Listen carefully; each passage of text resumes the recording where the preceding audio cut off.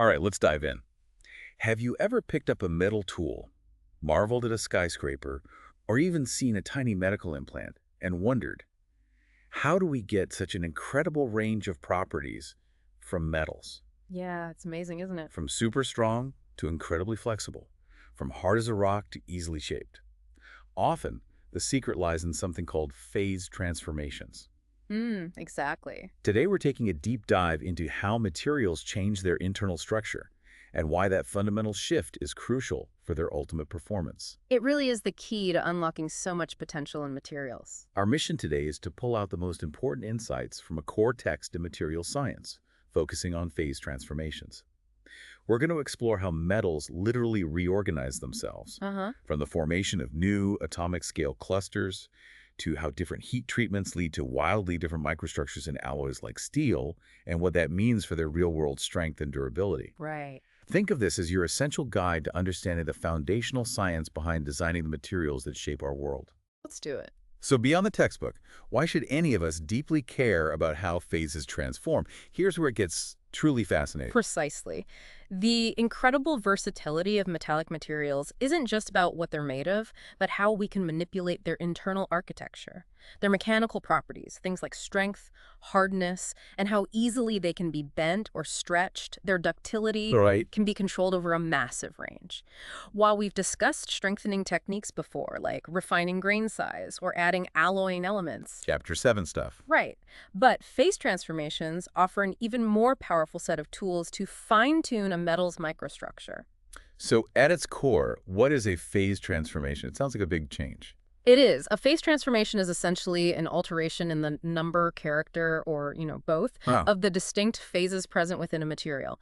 Imagine a material's internal landscape changing. We generally classify these transformations into three types. First, there are simple diffusion-dependent transformations. Here, the atoms move around, diffusion happens, but the overall composition and number of phases don't change. So, like what? Picture a pure metal solidifying, or processes like recrystallization and grain growth we've seen before. The atoms just rearrange within the existing structure. Okay, simple enough. What's next? Second, we have diffusion-dependent transformations, where phase compositions do change, and often the number of phases present changes too. Ah, okay, so this is more complex. Definitely. The classic example is the eutectoid reaction in steel, where one phase, austenite, when cooled, breaks down into two entirely new and distinct phases, ferrite and cementite, each with a different chemical makeup. Diffusion is key here. Got it. And the third type? And finally, the third type, diffusionless transformations. These are dramatic, rapid changes where a metastable or sort of unstable phase is produced. Unstable, meaning not truly stable. Exactly. It happens because the atoms shift so quickly, there's literally no time for them to diffuse or spread out. The martensitic transformation in some steels is the perfect illustration of this. It's almost instantaneous. Wow. So no matter the type, these changes aren't just like flipping a switch, right? They must follow some fundamental process. You're right. Most transformations, especially the diffusion-dependent ones in the solid state, unfold in two fundamental stages: nucleation and growth. Nucleation and growth, okay. Think of it like this. Nucleation is the initial spark. It's where tiny, almost embryonic particles of the new phase first appear. We're talking about clusters, just a few hundred atoms big. Really small. Very small. But crucially, they're stable enough to begin to grow. Then, during the growth stage, these small nuclei expand, steadily consuming the original parent phase until the transformation runs its course. That concept of nucleation, of something starting to form, is fascinating. The book mentions homogeneous and heterogeneous nucleation. What's the difference there? Where it starts matters. It absolutely does. That's the key distinction. In homogeneous nucleation, these tiny new phase particles form randomly and uniformly throughout the parent material, almost like, well, spontaneously within the bulk. Okay, sounds neat, but maybe unlikely. It is less common in practice. Heterogeneous nucleation is far more typical. Here, nuclei preferentially form at existing imperfections or boundaries within the material places, like the surface of the container, microscopic impurities, or grain boundaries. Ah, so it's easier to start there, like a seed. Exactly. It's energetically much easier for a new phase to get started at these pre-existing sites. It lowers the energy barrier. Okay, so heterogeneous is the practical reality. But to understand the science behind that initial spark, homogeneous nucleation helps us, theoretically. The chapter brings in free energy, Gibbs free energy, Derrida-Energy. How does that help? Right, Deiji is key. Fundamentally, a transformation can only happen spontaneously if the overall free energy of the system actually decreases, meaning Deiji is a negative value. It's like rolling downhill energetically. Makes sense. Now, for solidification, like a tiny spherical solid particle forming in a liquid, the total free energy change, Reggie, has two competing contributions. One is the volume free energy. This is negative below the equilibrium solidification temperature, and it drives the transformation. It gets more negative as the particle gets bigger. So that wants it to happen. What's the competition? The competition is the surface free energy. This is positive. It resists the creation of any new surface, like the boundary between the tiny solid particle and the surrounding liquid. You have to spend energy to make that interface. Okay, so one drives it, one resists it. How does that play out? Think about figure 10.1 from the text, just imagining that tiny sphere. Now, figure 10.2a plots these energies. The volume energy contribution goes down steeply as the particle radius cubed increases. The surface energy goes up, but only as the radius squared. Ah, so the volume energy wins eventually. Eventually, yes. But initially, for very small particles, that positive surface energy dominates.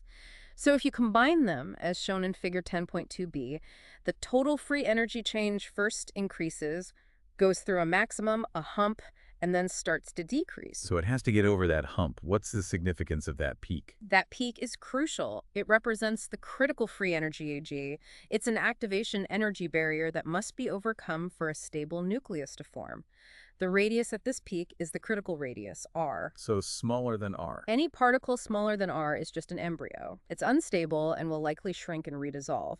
But if a cluster, just by chance, reaches or exceeds r, it becomes a stable nucleus. Like then it grows. And then it will continue to grow spontaneously because any further growth actually lowers its free energy. It's over the hump. The equations for these critical values are r and Vistal 1614. Okay, those equations depend on the volume free energy change. Temperature must play a huge role here. Indeed.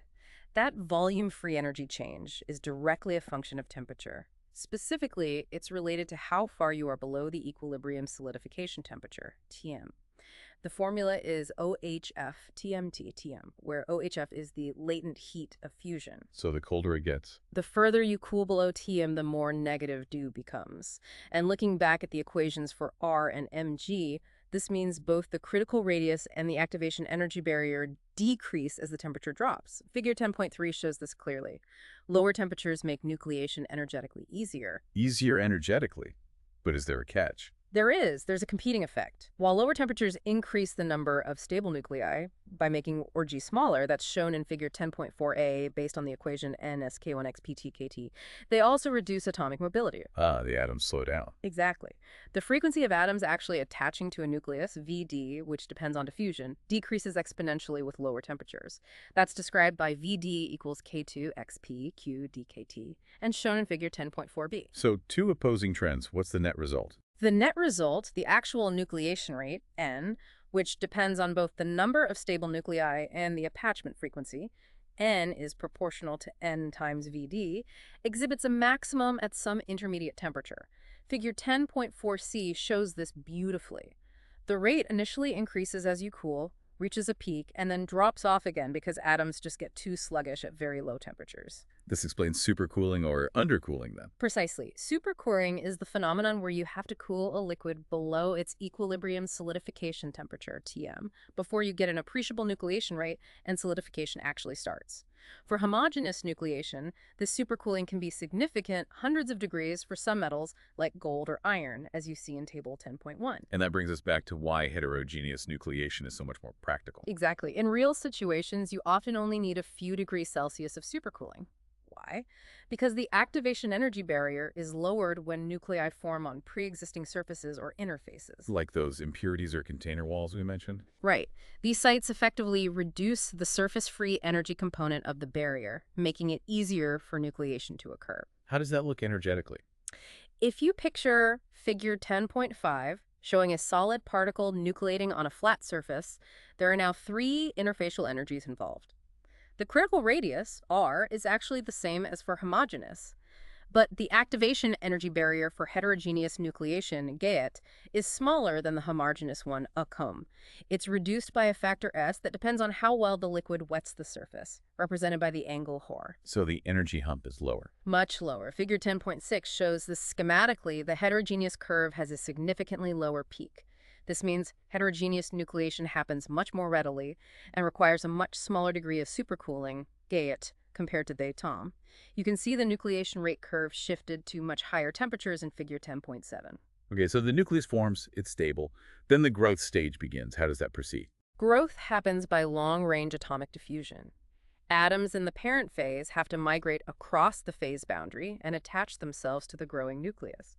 So the growth rate, G, is primarily determined by the diffusion rate. Which means it's also temperature dependent. Very much so. It also follows an exponential dependence on temperature, something like G equals CXP-QKT. Just like diffusion itself, lower temperatures generally mean slower growth because atomic movement is sluggish. So we have nucleation rate peaking at one temperature and growth rate generally decreasing as temperature drops. How do they combine for the overall transformation?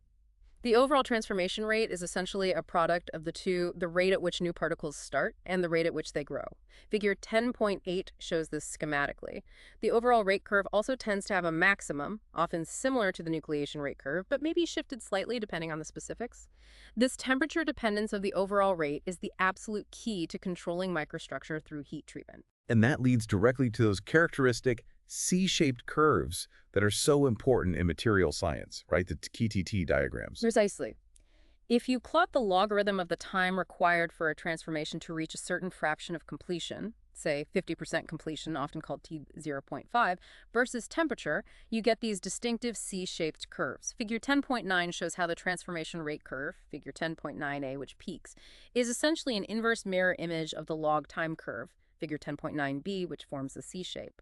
Where the rate is fastest, the time is shortest, that's the nose of the C. And these curves tell us about particle size too. Yes, indirectly. Transformations completed at higher temperatures, left side of the C, longer times, lower nucleation rate but higher growth rate, tend to produce fewer larger particles or grains. Transformations at lower temperatures, near the nose or below, shorter times, higher nucleation rate but slower growth rate, result in many small particles or grains. Okay, so the overall rate gives us that C shape. But when we look at the kinetics of a solid-state transformation happening at a constant temperature, the fraction transformed over time, what pattern emerges? For many solid-state reactions, if you hold the temperature constant and plot the fraction transformed y versus the logarithm of time, you typically see a characteristic S-shaped curve. Figure 10.day illustrates this really well. It starts slow, reflecting the initial nucleation period, then accelerates rapidly during the growth phase, and finally levels off as the parent phase gets consumed and the transformation completes. Is there an equation for that S-curve? Yes, this behavior is mathematically described by the Ivrami equation, y equal 1xp, Tn, where k and n are time-independent constants characteristic of the specific transformation. By convention, the overall transformation rate is often taken as the reciprocal of the time needed to reach 50% completion, so 1T0.5. And temperature affects these S-curves significantly. Profoundly. Figure 10.11 shows this for the recrystallization of copper. As you increase the temperature, the transformation happens much faster, so the entire S-curve shifts dramatically to shorter times, to the left on the log time axis. One final but really important point before we dive into steels. Phase diagrams show us equilibrium states, what the material wants to be if given enough time. But in reality, achieving true equilibrium can take impractically long, especially at lower temperatures where diffusion is slow. So we're often dealing with states that aren't perfectly stable. Exactly. Engineers are often more interested in and deliberately create metastable states, those intermediate structures produced under non-equilibrium cooling or heating conditions. This is precisely why these kinetic considerations, the S-curves and TTT diagrams, are so incredibly valuable in practice. They map out the pathways to these useful metastable structures. Okay, let's make this concrete. Let's apply these principles to a real-world, incredibly important material system, iron-carbon alloys or steels, starting with the eutectoid reaction. Right. The eutectoid reaction is fundamental. As we mentioned, it's where gamma, austenite, the high temperature phase, transforms into alpha, ferrite, plus Fe3C, cementite, upon cooling below 727 degrees C. This transformation produces the microstructure called perlite. And perlite is that layered structure. Yes, a lamellar microstructure, like microscopic layers of ferrite and cementite stacked together. The rate of this austenite to perlite transformation is highly temperature dependent, as shown by the S-shaped curves in figure 10.12. And this leads us to the incredibly useful isothermal transformation, TTT diagrams. What are they showing us specifically for steel? These diagrams, like the one for eutectoid iron-carbon alloy in figure 10.13, look at the bottom part, plot temperature versus the logarithm of time. They map out the regions where transformations occur at constant temperature. You see curves marking the start, 50% completion, and the end of the transformation. So you read it by picking a temperature. Exactly. The horizontal line at 727 degrees C is the eutectoid temperature. Above it, only stable austenite exists. Transformations only happen below this line after some supercooling. For example, figure 10.13, top part, shows the S-curve if you rapidly cool austenite to, say, 675 degrees C and hold it there. The TTT diagram, bottom part, summarizes all such S-curves. It tells you how long it takes at 675 degrees C for perlite to start forming, reach 50%, and finish. Let's trace an example. Say path ABCD on figure 10.14, rapid cool to 650 degrees C, hold it. Right. You cool quickly from austenite, point A, down to 650 degrees C, point B. You hold it. Nothing happens immediately. Then at point C, after about 3.5 seconds, the transformation to perlite begins. It reaches 50% completion shortly after, and it's fully transformed to perlite by point D, around 15 seconds. And you mentioned earlier that the texture of the perlite actually changes depending on the temperature. Precisely. At temperatures just below the eutectoid, like that 675 degrees C example, diffusion rates are relatively high. Carbon atoms can move longer distances. This allows thicker layers of ferrite and cementite to form. We call this coarse perlite. Wider bands. Wider bands, exactly. But if you transform at lower temperatures, say around 540 degrees C, which is near the nose of the TTT curve, the fastest transformation time, carbon diffusion is much slower. This forces the layers to be much thinner and more closely packed. That's fine perlite. Figure 10.15 shows micrographs comparing them. Coarse perlite has distinct wider lamellae, while fine perlite looks much more dense and finely layered. Okay, so perlite comes in coarse and fine varieties. But there's another microconstituent, bainite. What's that? Bainite also consists of ferrite and cementite phases, but its structure is quite different from the lamellar perlite. It forms as very fine, elongated needles or plates of cementite within a ferrite matrix. Its microstructural details are so fine, they really require an electron microscope to resolve properly, as you can see in figure 10.17. And where does bainite form on the TTT diagram? Bainite forms at lower temperatures than perlite, generally between about 215 degrees C and 540 degrees C. Its transformation curves appear on the isothermal diagram below the perlite region, essentially extending from the perlite nose down to lower temperatures, as shown in figure 10.18. Perlite and bainite are competitive transformations. Whichever one starts forming first usually consumes the available austenite. What about spheroidite? You mentioned that earlier, too. Right, spheroidite isn't formed directly by cooling austenite. It forms when you take a steel that already has a perlitic or benitic structure and heat it up again, holding it at a temperature just below the eutectoid, say, around 700 degrees C for a long time, maybe 18 to 24 hours. A long soak. A very long soak. What happens is, instead of layers or needles, the hard cementite Fe3C phase coalesces into small sphere-like particles. These spheres become embedded in a continuous matrix of the softer ferrite phase. Figure 10.19 gives a great visual of these dispersed spheres. Why does it do that? Why spheres? The driving force is the reduction of total phase boundary area. Spheres have the minimum surface area for a given volume, so this morphology minimizes the interfacial energy between the cementite and ferrite. It's a more stable arrangement if you give it enough time and heat for the necessary carbon diffusion to occur. Finally, the dramatic one, martensite. It is dramatic. Martensite is a unique non-equilibrium single-phase structure. It forms when you take austenitized iron-carbon alloys and cool them very rapidly, or quench down to low temperatures, fast enough to completely prevent diffusion. The diffusionless transformation. Exactly. Crucially, it's diffusionless. Carbon atoms don't move, they get trapped. It happens almost instantaneously as the temperature drops. The FCC austenite structure polymorphically transforms into a body-centered tetragonal or BCT martensite crystal structure. Figure 10.21 shows this BCT unit cell. Think of a body-centered cube slightly elongated along one axis. And the carbon. All the carbon atoms that were dissolved in the austenite remain trapped as interstitial impurities in this new BCT structure, creating a highly strained, supersaturated solid solution. Microscopically, martensite grains have a characteristic plate-like or needle-like appearance, often described as acicular, as seen in figure 10.22. Because it's diffusionless and essentially instantaneous, martensite doesn't show up on equilibrium phase diagrams. On isothermal diagrams, its formation isn't represented by C-curves, but by horizontal lines, M start, M 50%, and M 90% on figure 10.23.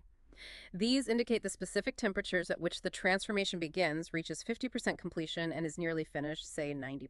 So it's temperature, not time. Correct. It's an thermal transformation. It's time independent, only dependent on reaching the necessary low temperature. The amount of martensite formed depends solely on the temperature to which you quench. Alloying elements can significantly shift these M start and M finish temperatures, often lowering them, as shown in figure 10.24 for an alloy steel, which can make it easier or harder to form martensite depending on the goal. Okay, isothermal diagrams are great for understanding constant temperature transformations. But you said in real-world heat treatments, we often continuously cool. That brings us to continuous cooling transformation, CCT diagrams. Right. CCT diagrams are generally more practical for predicting microstructures during actual heat treatments like quenching or normalizing. The key difference is that for continuous cooling, the transformation start and end curves are shifted to longer times and lower temperatures compared to the isothermal TTT diagram for the same steel. Figure 10.26 illustrates this shift clearly. So you use them differently. You use them by overlaying the actual cooling curve of your workpiece onto the CCT diagram. The microstructure that forms depends on where that cooling curve intersects the transformation regions. For example, in figure 10.27, a moderately rapid cooling rate, like curve C, intersects the perlite region and produces fine perlite. A slower rate, like curve D, also forms perlite, but because it intersects the region at higher temperatures longer times, it results in coarse perlite. So if we cool fast enough on the CCT diagram, can we avoid perlite and bainite entirely and get just martensite? Yes, you absolutely can. There's a critical quenching rate. This represents the minimum cooling rate needed to miss the nose, the start curve for perlite bainite, entirely and produce a totally martensitic structure upon reaching the M start temperature. This critical cooling rate is shown schematically on figure 10.28.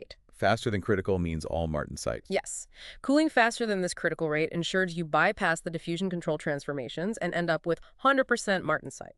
Slower rates will produce mixtures, perhaps perlite and martensite, or bainite and martensite, or if slow enough, entirely perlitic or benitic structures. And alloys help here. Immensely. Alloying elements like chromium, nickel, molybdenum are added to steels precisely because they shift those perlite and bainite noses on the CC2 diagram to much longer times to the right. This significantly decreases the critical cooling rate needed to form martensite, as seen in figure 10.29 for an alloy steel. This makes it possible to achieve fully martensitic structures even in thicker sections, which naturally cool slower in the center. That property is called hardenability. Okay, this is fantastic. Now let's connect all these different microstructures, perlite, coarse and fine, bainite, spheroidite, martensite, to their actual mechanical properties. Yeah. How do they stack up? This is the payoff. Absolutely. This is why we control microstructure. Let's start with perlite. Remember, it's a mix of hard, brittle cementite, Fe3C, and soft, ductile ferrite. As you increase the carbon content in the steel, you get a higher fraction of the hard cementite phase. This makes the steel harder and stronger, but less ductile and tough. Figure 10.30a shows tensile strength, yield strength, and hardness all increasing with carbon content, while figure 10.3b shows ductility, percent elongation, and impact energy decreasing. We mentioned fine perlite versus coarse perlite earlier. Do those lamellar spacing differences matter mechanically? They absolutely do. Fine perlite is harder and stronger than coarse perlite formed at the same carbon content. You can see this in figure 10.31a comparing their hardness. There are two main reasons. First, the strong cementite layers provide more effective reinforcement to the softer ferrite in fine perlite simply because there's more phase boundary area per unit volume. Second, these numerous phase boundaries act as stronger barriers to dislocation motion during clastic deformation, similar to how grain boundaries work. So fine is stronger. What about ductility? The trade-off is ductility. Coarse perlite is more ductile than fine perlite, as shown in figure 10.31b. The thicker ferrite layers in coarse perlite allow for more plastic flow before fracture. Next up, spheroidite. If fine perlite is strong, what about those cementite spheres? Spheroidite is actually the softest and weakest of all the steel microstructures we've discussed. But importantly, it's also extremely ductile and tough look again at figure 10.31a and b. Why so soft and tough? It's because the cementite phase exists as discrete spherical particles.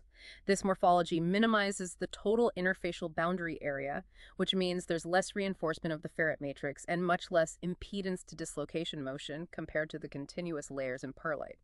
This allows for much greater plastic deformation, ductility. Also, any crack trying to propagate through the material encounters mostly ductile ferrite rather than continuous brittle cementite layers. Okay. And bainite, where does it fit property-wise? Bainitic steels, with their very fine microstructure of ferrite and cementate needle splates, are generally stronger and harder than pearlitic steels formed at the same carbon content. Yet they still exhibit a desirable combination of strength and ductility, often better toughness than perlite at equivalent strength levels. Figure 10.32 illustrates how both strength and ductility vary with the transformation temperature for both bainite and perlite. Bainite generally offers a good balance. Finally, martensite, our diffusionless transformation product. What are its mechanical characteristics? Martensite is the undisputed champion of hardness and strength.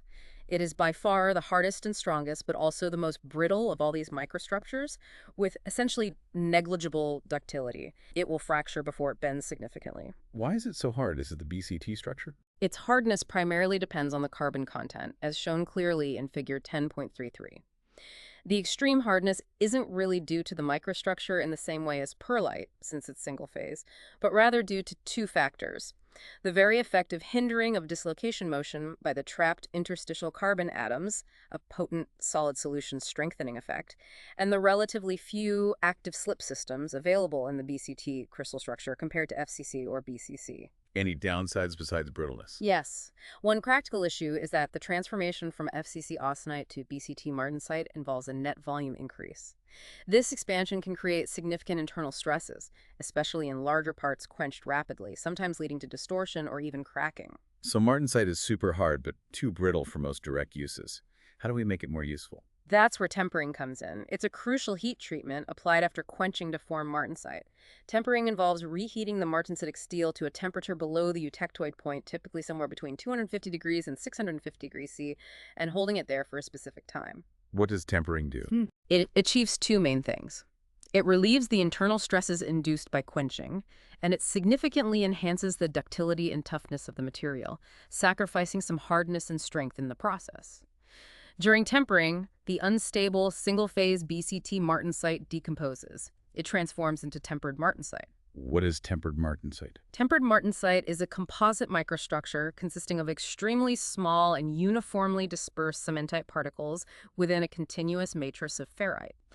Figure 10.34 shows this microstructure at high magnification. It might remind you a bit of spheroidite, but the cementite particles are much, much finer and more densely distributed. And the properties of this tempered martensite, how do they compare? Tempered martensite offers a fantastic combination of properties.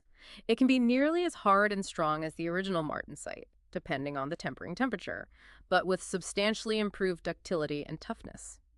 The hardness and strength come from the very large ferrite-cementite phase boundary area acting as barriers to dislocations and the reinforcing effect of the tiny cementite particles. The continuous ferrite phase provides the pathway for ductility. So you can tune the properties by tempering. Exactly. Figure 10.35 shows how tensile strength, yield strength, and ductility change as you increase the tempering temperature. Higher tempering temperatures, or longer times, allow the cementite particles to grow larger and coalesce. This leads to a reduction in hardness and strength, but a corresponding increase in ductility and toughness, as demonstrated clearly in Figure 10.36. If you over-temper it significantly, it can essentially become spheroiditic. Are there any pitfalls with tempering? Yes. One thing to be aware of is temper embrittlement. Certain alloy steels can actually experience a significant loss of toughness if they are tempered within specific temperature ranges, roughly 375 and 575 degrees C, or slowly cooled through these ranges. This is often associated with the segregation of certain impurity elements to grain boundaries, leading to intergranular fracture. It's something engineers need to carefully manage. That was an incredibly thorough look at iron-carbon alloys. But phase transformations aren't just about steel, right? The chapter ends with some really futuristic materials. Absolutely. We can't finish without talking about shape memory alloys, or SMAs. These are a relatively new and fascinating group of metals that exhibit an amazing ability. After being deformed into what seems like a permanent new shape, they can return, or remember, their original pre-deformed size and shape simply upon heating. They remember. Like magic. It seems like it. The most well-known are nickel-titanium alloys, often called nitinol, but there are also some copper-based alloys like cusanal or cualni that show this effect. So how does that memory work at a fundamental level? It all comes down to a specific type of polymorphic phase transformation, similar in some ways to martensite formation, but reversible. At elevated temperatures, these alloys exist in a parent phase, often called austenite, typically with a simple cubic structure like body-centered cubic. This is shown as stage 1 in figure 10.38. Upon cooling, this austenite transforms into a martensite phase, but it's a different kind of martensite than in steel. It's also a diffusionless rapid transformation. This low-temperature martensite phase is heavily twinned, meaning its crystal structure contains many internal mirror image boundaries. Figure 10.38, stage 2. Okay, so it transforms on cooling. How does deformation play in? When you deform this low-temperature martensite phase, the deformation doesn't happen primarily by dislocation slip like in normal metals. Instead, it occurs by the movement and reorientation of these twin boundaries. Some twin regions grow at the expense of others. Figure 10.38, stage 3. This accommodates the shape change. And the memory part? Here's the key. When you then heat the deformed martensite back up above a certain transformation temperature, it transforms back into the original parent austenite phase. And as it transforms back to that original crystal structure, it automatically reverts to its original undeformed shape. Figure 10.38, stage 4. It effectively erases the deformation that occurred in the martensitic state.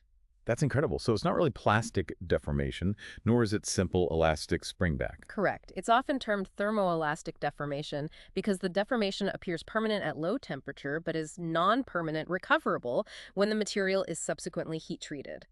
Figure 10.39 illustrates this unique stress-strain temperature behavior.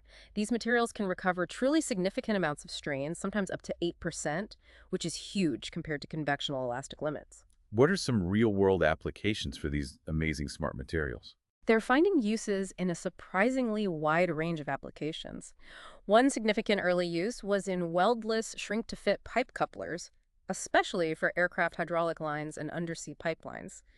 You deform the coupler, stretch it at low temperature, slip it over the pipes you want to join, and then simply let it warm up, or gently heat it, to room temperature.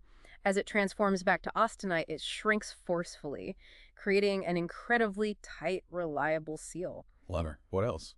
Other common applications include things like flexible eyeglass frames that spring back into shape if bent, arch wires for orthodontic braces that apply constant gentle force as they warm in the mouth, cardiovascular stents that can be inserted in a compressed form and then expand to open blocked arteries upon reaching body temperature, and even actuators like thermostats or automatic greenhouse window openers that move in response to temperature changes. They are truly smart materials because they intrinsically sense and respond to their thermal environment. Wow, what an incredible journey through phase transformations. We've seen how these fundamental changes in the atomic level, governed by concepts like free energy and diffusion kinetics, can lead to vastly different macroscopic properties in materials. It's really quite profound when you think about it. From the precise control of steel strength, ductility, and hardness, through microstructures like pearlite, bainite, spheroidite, and that super hard martensite, to the almost magical shape memory effects of alloys like nitinol. It's crystal clear that understanding these transformations is absolutely key to designing the materials of our future. Indeed. We've explored how nucleation, that initial spark, and subsequent growth dictate how new phases form.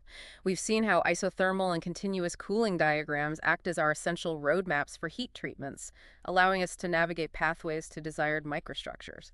And how each resulting microstructure, be it fine pearlite, tough bainite, soft spheroidite, hard martensite, or resilient tempered martensite, possesses a unique signature set of mechanical properties. Figure 10.37 and Table 10.2 in the text provide excellent summaries comparing these properties. Ultimately, the choice of heat treatment, guided by our understanding of these transformations, defines the material's destiny and its utility. It truly emphasizes how applying this knowledge allows us to engineer materials with specific, desired characteristics. Think about that next time you pick up a wrench, step onto an airplane, or even hear about a new medical innovation. The unseen world of phase transformations is quietly at work, shaping the very performance of the materials around us. So, Knowing what you now know about these distinct microstructures, what specific combination of properties, maybe strength, toughness, perhaps cost, would you prioritize if you were designing, say, a new type of high-performance bicycle frame? Something to ponder. Definitely something to think about. Thank you for joining us on this deep dive. We hope you're now well equipped with a robust understanding of phase transformations from Chapter 10. Hope it was helpful. From all of us at the Deep Dive team, thanks for listening.